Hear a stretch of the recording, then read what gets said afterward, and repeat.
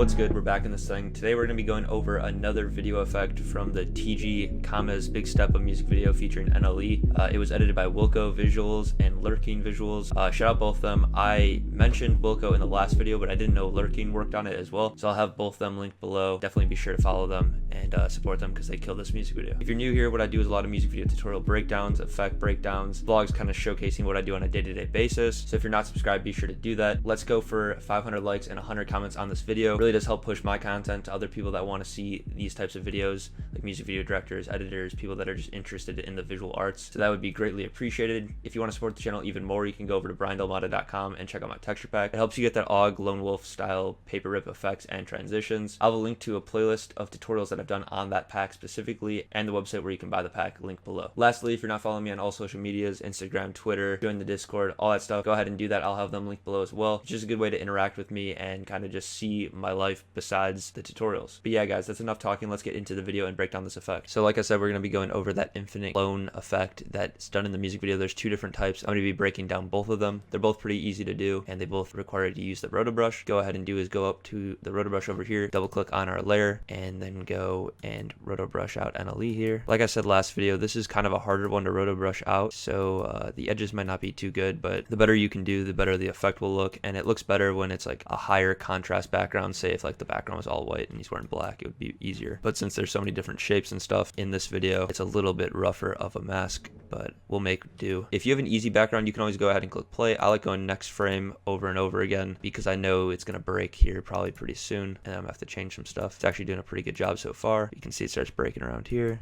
and continuing going frame by frame.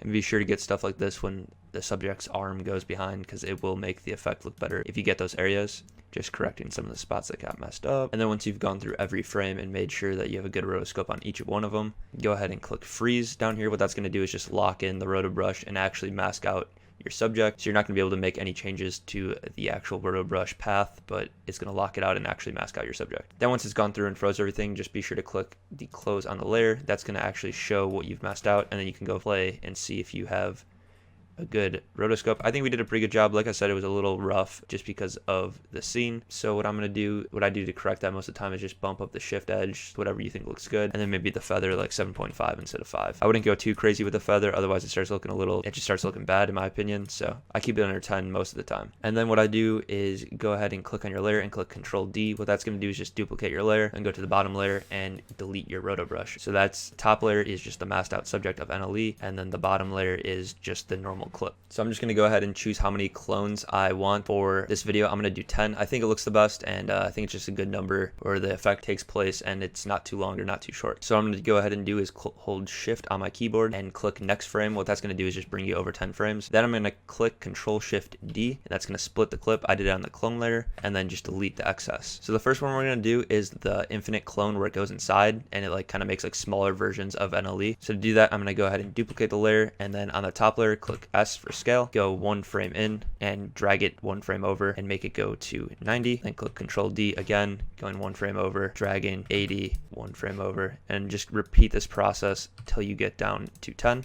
You can really choose any value. You don't have to go by 10. I just think it's the easiest to count by and just looks good. You can do 22 if you want the transition to be a little shorter. It's all personal preference. Just be sure to drag the clip over so it's each frame is one size. Click S again, 30, Control D, and then on the last frame you should be 10. And then actually for this one, I like to make all the clips double the length, so 20 frames actually. So I just drag them out and then made the one that's 10, one frame, and then click Control Shift D, go one frame over, click that one, Control Shift D, and then just chop them down. And then I just delete them after the fact. And then you can just Control click all of them and go ahead and click delete.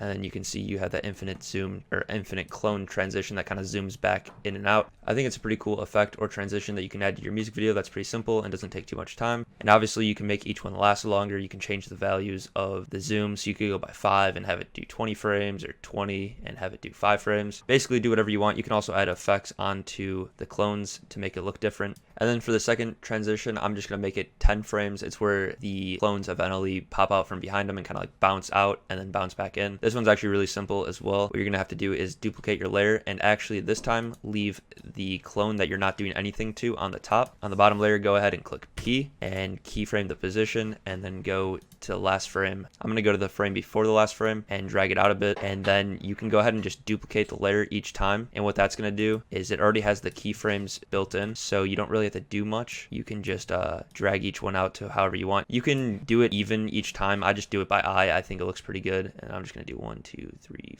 4. Do one more clone and make it 5, and then I'm just going to go ahead and click P on all of them, and then highlight the keyframes and click F9, and then I'm also going to highlight the last row and just drag it to the last frame. Also, if you don't see this motion blur tab right here, just go down to toggle switches and modes, and then drag that on all of the ones that are moving. What that's going to do is just add some motion blur to the clones and make it look like it's kind of actually moving out and then back in. And then I'm going to add 10 more frames to that, drag out all these frames here, and then I'm going to control click on all the positions here and click reset. And what that's going to do is it's going to reset it back to the default spot. So this is just going to bounce back in, and then you can see you have the clone bounce out and then bounce back in. You can speed up the effect by making it shorter, so you could do like 5 frames at the middle point and then have it end here, or you can make it last longer depending on how many clones you have. But that's pretty much it for this effect. If you want, also one last thing, if you want to change how blurry it is, go to composition and then composition settings, click advanced, and then the shutter angle is what's going to give you the blur. So the higher it is, the more blur it's going to have. The lower it is, the less blur it's going to have. I like to stay around 180. I think it's just a good look that like looks pretty realistic. But that's pretty much it for these 2 effects. If you guys did enjoy the video, be sure to like, comment, and subscribe. Be sure to follow me on Instagram, follow me on all the social medias. I'll have them linked below, as well as WILKO and Lurking. Shout out to them, they killed this video. But yeah guys, that's pretty much it for the video.